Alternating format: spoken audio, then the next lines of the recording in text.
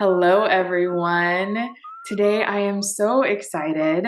I have with us today Sister Mary, Mediatrix of All Grace with SOLT, and she is here today to tell us what saint she has tripped over. So feel free to go ahead and tell us a little bit about yourself. Well, good morning, Kate, and good morning. Hello, everyone. Yes, my name is Sister Mary, Mediatrix of All Grace, and my saint that has been in front of my life, my whole life, is Our Lady, the Mediatrix of All Grace.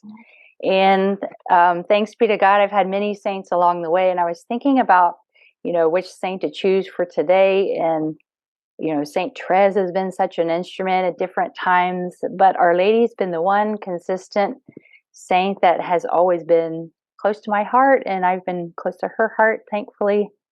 And so, yeah, she's the saint that's God's place to walk with me my whole consecrated life as well. Oh my goodness, I should have guessed that, but I'm so glad you're sharing her with us. I don't think I had even really heard the word mediatrix until college. So I can't wait for you to tell us all about it. Right. Well, so I grew up in a Catholic family, and Our Lady was always very important to our family. And we would pray the rosary every once in a blue moon when I was a kid. But we always knew that Mary was our mother, and she was always important in our life. But it was later when I was in high school, I actually became very sick in high school, and I had to quit sports and, do some health things. But at that time, I feel like it was Our Lady that became more known, and maybe I just saw her more being present in my life during that time. And I would say Mary was the one who sort of prepared me to receive my religious vocation too. So, the cool story of my vocation is that when I was about 18 years old, I sort of say jokingly that my mother duped me, Our Lady duped me, because I wasn't very prayerful at the time. And we heard about this, prayer event, and my mom, it was in Atlanta, Georgia, and I'm always game for a trip and adventure, and I just said, sure, let's go. And we get down there, and there's, a couple hundred people, 1,000 maybe, praying the rosary together. And while we were praying the rosary together, I just had this instant understanding of how much God loved me, and I had to do something about it. And it really just set my heart on fire from there and put me on this whole trajectory towards God that, you know, has been the mark of the rest of my life. So when I was 18, then I also received the grace to pray the rosary every day. And at the time, I was praying like 3 rosaries, totally new for me. And just walking with Our Lady, to get to know Jesus better. In fact, it was that day, July 13th, 1992, that I had this, I call it my conversion, reversion, whatever you want to call it, experience of God. And I was walking to the grocery store with my mom, and I said, Mom, I think I'm supposed to be a nun. What do I do? And it was like a panic because I had no idea what that meant. But then she just said, in 1 month I was supposed to go to college. She said, go to school and just see what happens. And then sure enough, that was very good advice because I really wasn't prayerful, at the time. And I had to really work on my prayer life and getting to know God. And Our Lady was the one who kind of journeyed with me along that whole pathway. Oh, So wow. That's so beautiful. So when you were in Atlanta, was your mom with you? yes, my Okay. mom and my older brother, who's now a priest with our SALT community, and then my Oh, you're aunt and my kidding. sister. Yes, yeah, he was just starting the seminary that fall. And so again, I wasn't really prayerful. In fact, I was kind of a not a good sister and didn't go with him to mass. He would come home and want to go to mass. I'm like, no, you're good, you're good. But then after that, then I was ready to go to daily mass, and then I would call him at the seminary though, and I would say, John, I need to talk to you. And he would say, what's wrong? Are you running out of your fervor? And I said, no, I need some more books. Give me some more Oh, titles. So oh we, my we say goodness. he was like my first spiritual director, kind of helping me out. So another dupe was the next year, the next summer when I went home, he just handed me this book and he said, here, do this. And it was the consecration, St. Louis de Montfort Yes. consecration to Jesus through Hmm. Mary. So Mm-hmm. then I did it, the 33 days. And then on that August 15th, you know, in fact, oh, wow, it'll be how many years? 30 years this year that we did this and consecrated myself at the age of 19 to Jesus through Mary, which for our SALT community, it's one of the hallmarks of our community is that we're very devoted to Our Lady and she's very part of our way of life and spirituality. So we all do it. In fact, most of the people before we even come into formation, most people have already done the consecration. That's so beautiful.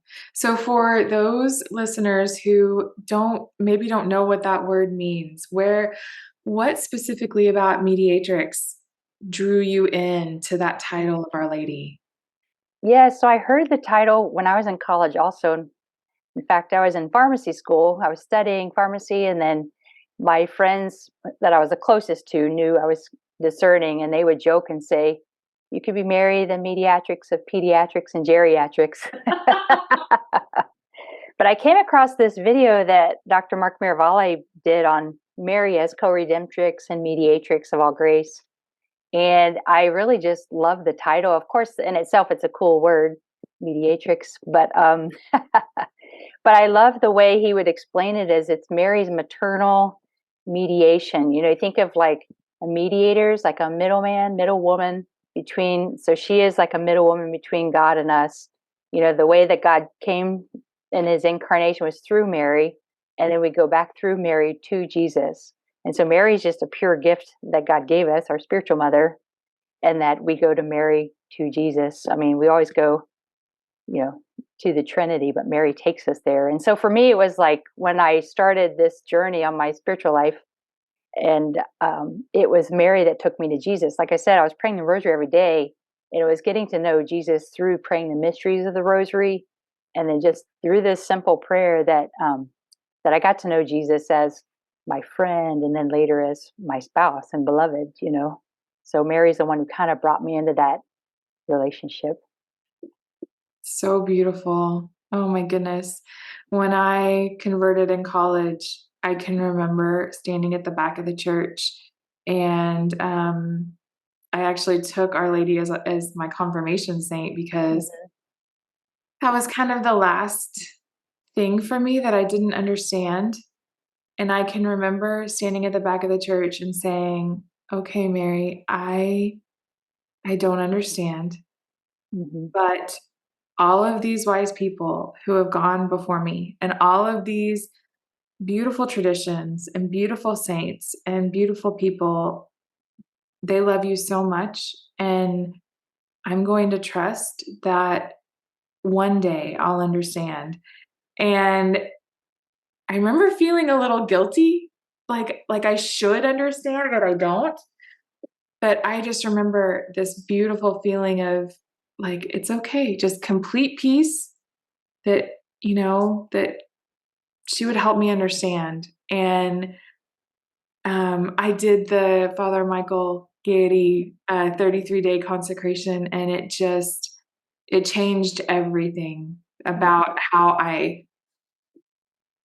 I loved her. And there was a quote by, is it St. Maximilian Kolbe, that said, don't worry about loving her too much Oh because yes. you never love her more than Christ did.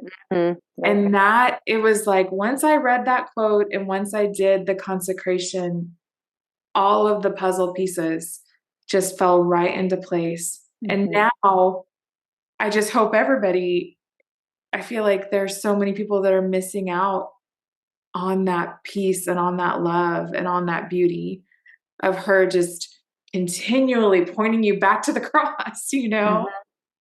Yeah. Right. And that's what Mary does. She just takes us back to Jesus. You know, and that's her whole.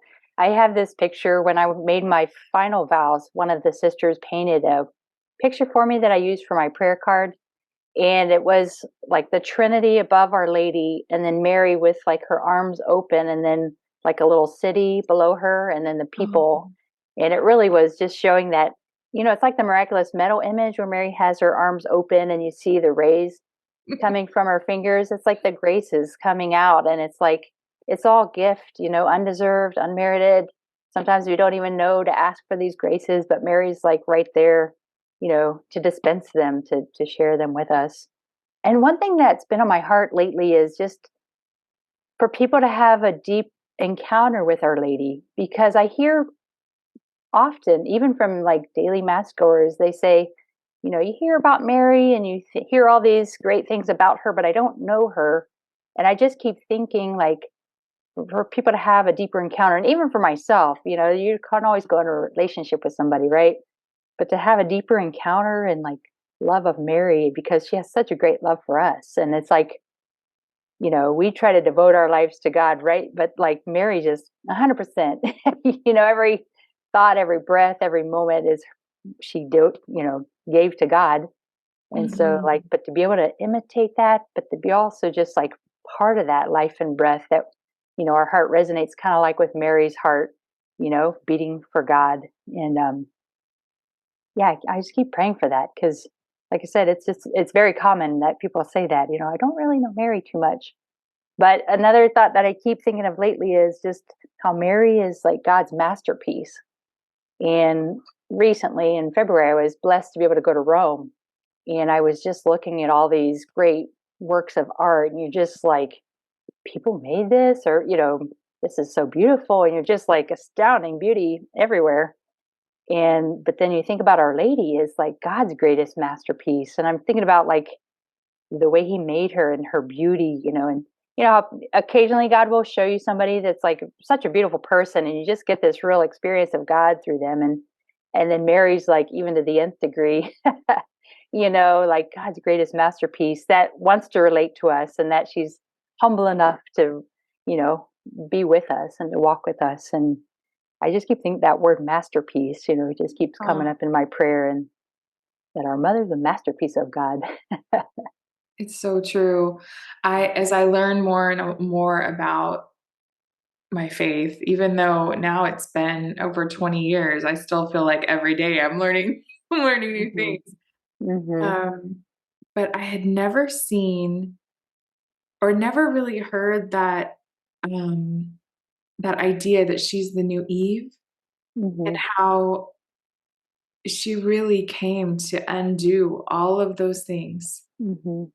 And I love that word masterpiece that you used. That is just such a beautiful, beautiful word. And it's so tender, you know?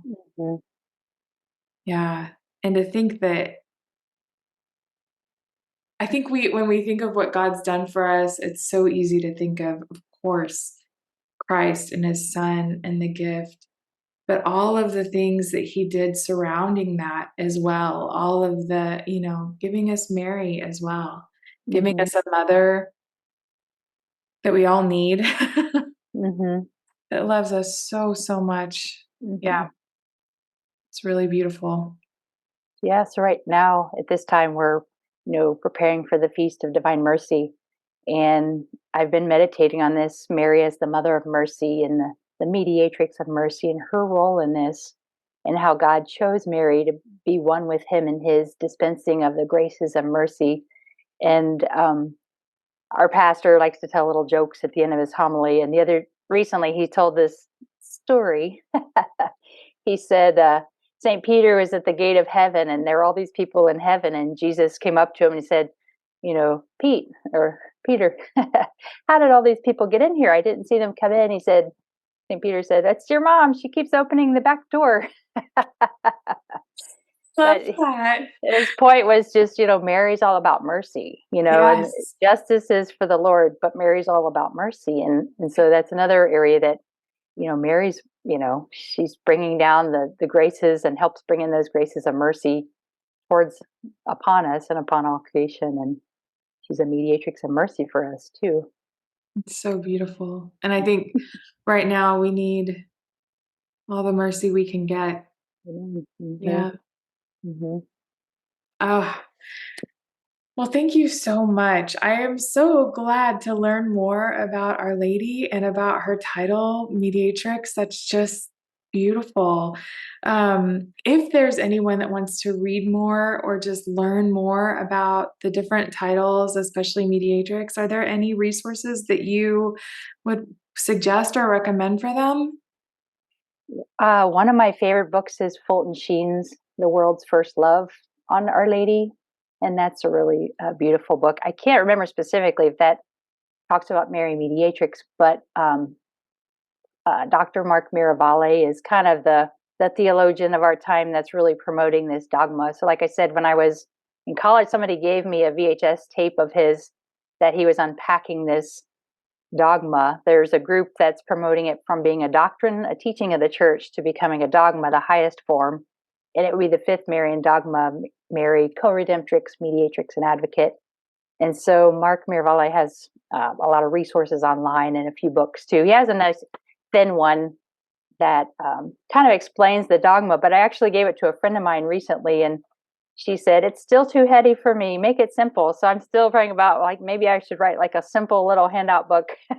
Yes, To share. Completely agree. Okay, yeah. Well, we'll Completely keep agree. praying, and hopefully the Lord will open up that avenue. But I have another friend who he was saying, it's the dogma is great. It's still a teaching of the church, no worries, but we need a mother. And really that's about what it's all about. Is Mary, she's there, she's our mother. And for us to really like recognize her and embrace her, it's only makes us better people and grow closer to Jesus. So Yes. I just encourage all of our listeners just to ask Our Lady to reveal herself to you, or if you want to ask Jesus to reveal Mary to you, whoever in the Trinity, they're all Mary, and she's right there with them. Their hearts, like I said, they beat in sync, and she's just, she wants our best. She's a good mother. And, She is. She's right there to help us along the way. It's so true. It's so true. Well, thank you so much for this. Well, thank you, Kate. We'll be praying for you to find out if you're supposed to write a book for us. God's will be done. Amen. Thank you so much. Kate. God bless you. God bless you. Hi, thank you so much for joining us for Tripping Over the Saints. I hope you enjoyed meeting our new friend, and I cannot wait to introduce you to more new friends. If you would like to become a patron of this podcast, we would love for you to join in at Patreon. The donations you make go directly to cover the hosting, technical support, and donations we make to our speakers and podcasters and missionaries that come on the show to introduce us to someone new. Have a great day, and I cannot wait to talk to you again.